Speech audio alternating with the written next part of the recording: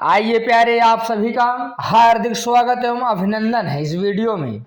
आज हम इस वीडियो में कक्षा 10 हिंदी यूपी बोर्ड गद्य में संकलित अजंता के एक एक अभ्यास प्रश्नों के एक एक उत्तर इस वीडियो में देखने वाले हैं।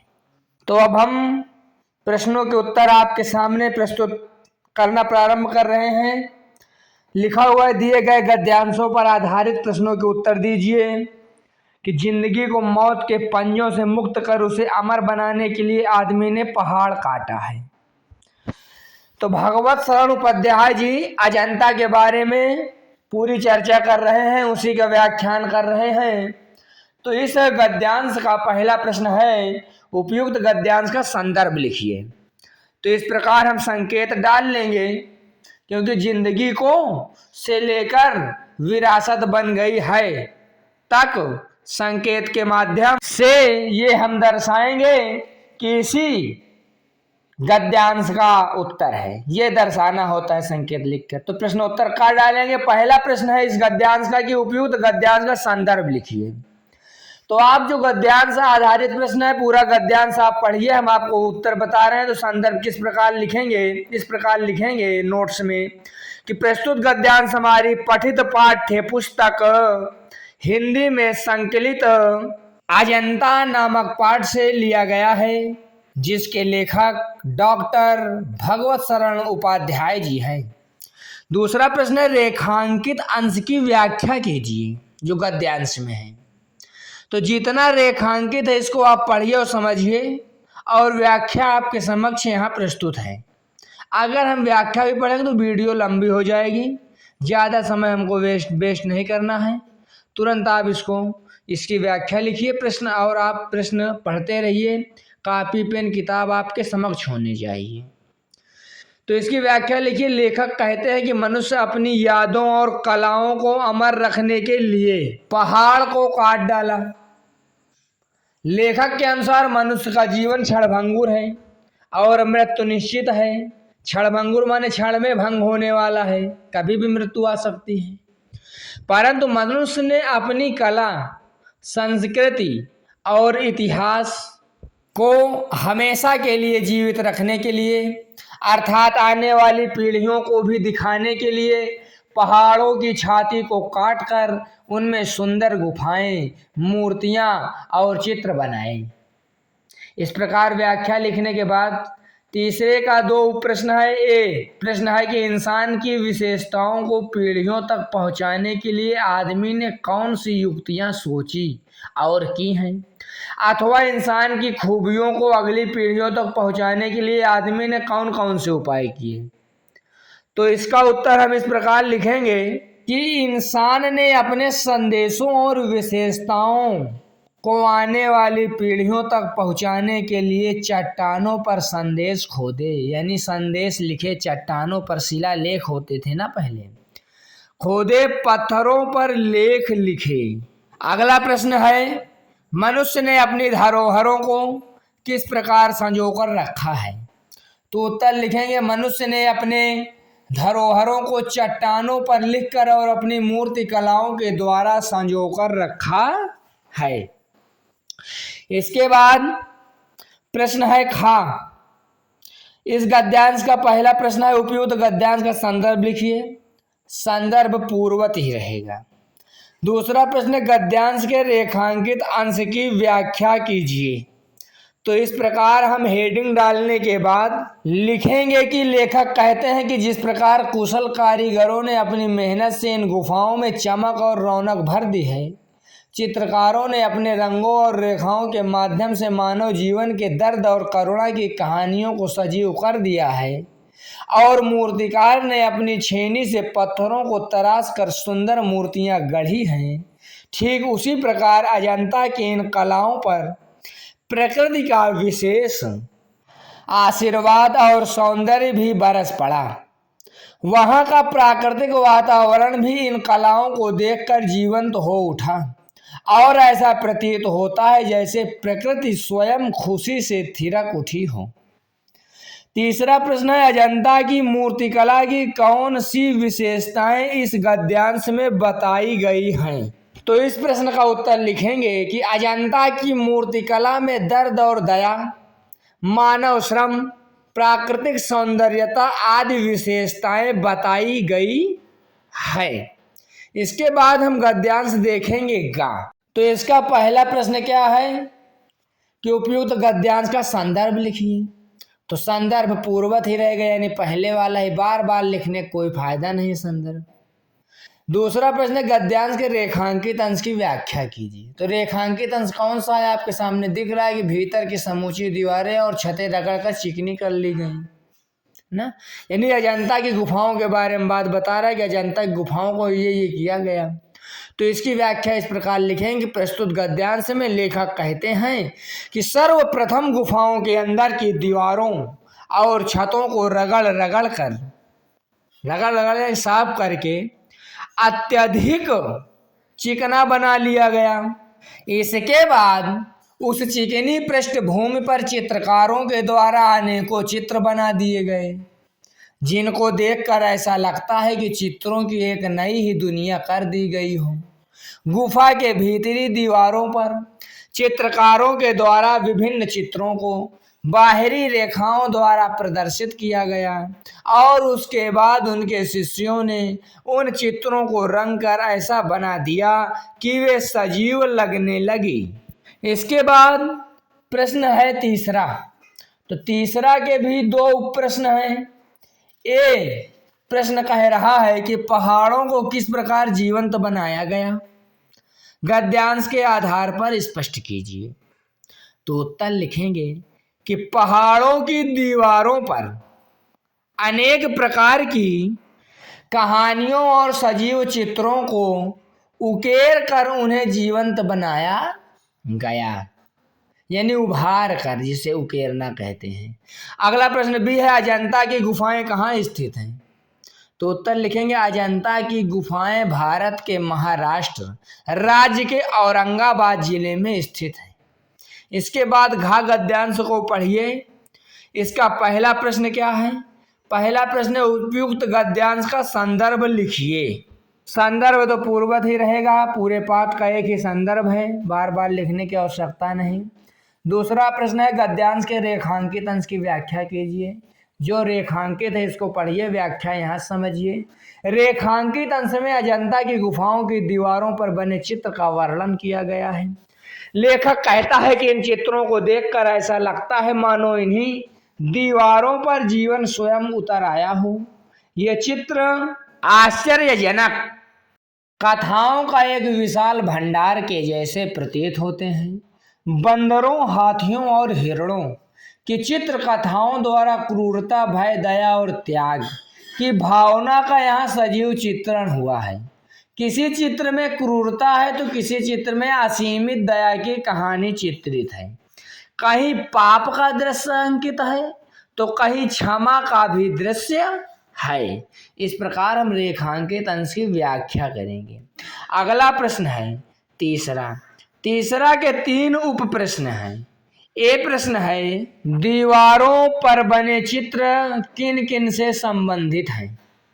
तो दीवारों पर बने चित्र राजा, कंगले यानी भिखारी, विलासी, भिक्षु, नर नारी, मनुष्य, बंदर, हाथी, हिरण और बुद्ध के जीवन की मुख्य घटनाओं से संबंधित हैं। मतलब इनसे संबंधित वहां पर चित्र छपे हुए हैं। अगला प्रश्न भी है, भित्ति चित्रों पर मनुष्य के कौन कौन से भाव अंकित हैं? तो भित्ति चित्रों पर मनुष्य के क्रूरता, भय, दया, त्याग, पाप और क्षमा जैसे विविध भाव अंकित हैं। अगला प्रश्न है सी, कलाकारों के हाथों से क्या क्या सिरजते चले गए हैं? तो उत्तर लिखें, कलाकारों के हाथों से राजा और कंगले, विलासी और भिक्षु, नर और नारी तथा मनुष्य और पशु की आकृतियां और उनके विविध रूप सिरजते अर्थात बनते चले गए हैं, यानी इस प्रकार के अंकित किए गए हैं चित्र, इस प्रकार के चित्र बनाए गए हैं। अगला प्रश्नोत्तर है अंगा।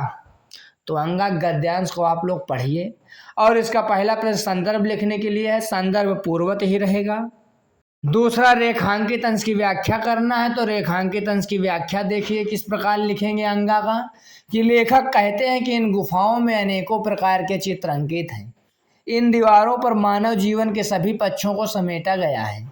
यहाँ भोजन करने और खिलाने के दृश्य हैं। नगर, एक नए नगर और बस्तियां बसाने की हलचल है तथा उस उत्सवों में नाचने गाने व बातचीत करने के दृश्य अंकित हैं। अमीर गरीब जंगल शहर ऊंच नीच सभी के दृश्य इन दीवारों पर अंकित हैं, जिसे यहाँ साक्षात भाव से देखा जा सकता है। तीसरा प्रश्न है, आदमी अजंता की गुफाओं की दीवारों पर क्या देख सकता है? तो इसका उत्तर लिखेंगे कि आदमी अजंता की गुफाओं की दीवारों पर मानव जीवन के विविध दृश्यों को देखा जा सकता है, देख सकता है। इनमें महलों की विलासता, खाने खिलाने बसाने नाचने गाने वन नगर तथा अमीर गरीब और ऊंच नीच के सभी नज़ारे शामिल हैं। इस प्रकार हम उत्तर लिखेंगे। अगला गद्यांश चा है। चा के गद्यांश को आप लोग पढ़िए। पहला प्रश्न संदर्भ का है, तो संदर्भ आप लोग जानते हैं कि वही पूर्वत रहेगा, बार बार संदर्भ लिखा नहीं जाता है। रेखांकित अंश की व्याख्या, तो इसकी व्याख्या हम इस प्रकार लिखेंगे कि लेखक का कथन है कि ऐसे चित्र हमने और कहीं भी नहीं देखे। अजंता की इस अनुपम कला शैली ने दुनिया के अनेक देशों की चित्रकला को गहरे रूप से प्रभावित किया।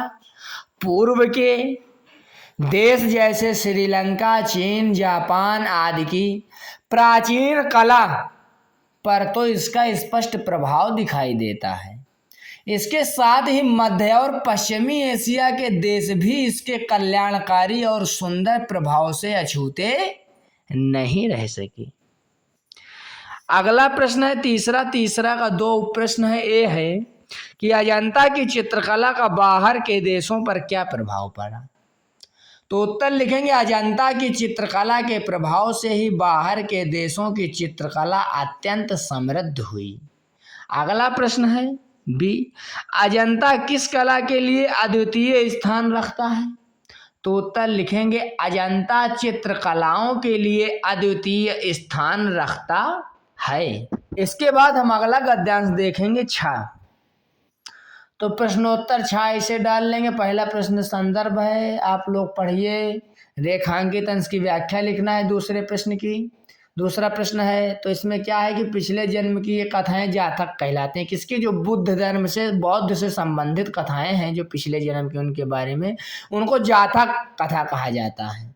और उनकी संख्या 555 है और उनका संग्रह जातक नाम से प्रसिद्ध है। इसी की लाइन की व्याख्या हमको करनी है।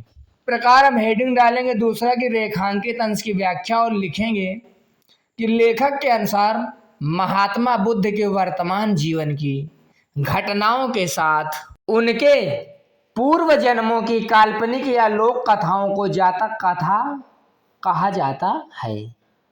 बौद्ध परंपरा और साहित्य के अनुसार इन पूर्व जन्मों की कथाओं की कुल संख्या 555 मानी गई है। इन सभी शिक्षाप्रद यानी शिक्षा देने वाली, सीख देने वाली कहानियों के विशाल संकलन को जातक या जातक ग्रंथ के नाम से जाना जाता है। इस प्रकार हम व्याख्या लिखेंगे। और इसके बाद इसका दूसरा प्रश्न है कि तीसरा है कि जातक कथाएं क्या है और इनमें किन योनियों के जन्म का वर्णन है अथवा जातक कथाएं किन्हें कहते हैं? तो इसका उत्तर हम इस प्रकार लिखेंगे, महात्मा बुद्ध के पिछले जन्मों की कथाओं को जातक कथा कहा जाता है। इनमें मनुष्य के अलावा हाथी, बंदर और मृग आदि योनियों का वर्णन है। इसके बाद इस गद्यांश का आखिरी प्रश्न जा, इसको देखिए। बुद्ध जी किस प्रकार चित्रित हैं उसका वर्णन, अजंता की गुफा में किस प्रकार इनका चित्रांकन है उसका वर्णन इस गद्यांश में किया गया है। इसका पहला प्रश्न है, उपयुक्त गद्यांश का संदर्भ लिखिए। तो संदर्भ इसका पूर्वत ही रहेगा। दूसरा प्रश्न है, रेखांकित अंश की व्याख्या कीजिए। तो इस प्रकार हम हेडिंग डालेंगे दूसरा, रेखांकित अंश की व्याख्या। और लिखेंगे कि लेखक अजंता की गुफाओं के चित्रों का वर्णन करते हुए कहते हैं कि यहाँ दीवारों पर भगवान बुद्ध का एक अत्यंत सुंदर चित्र बना है। इस चित्र में बुद्ध अपने हाथ में कमल का फूल लिए हुए खड़े हैं।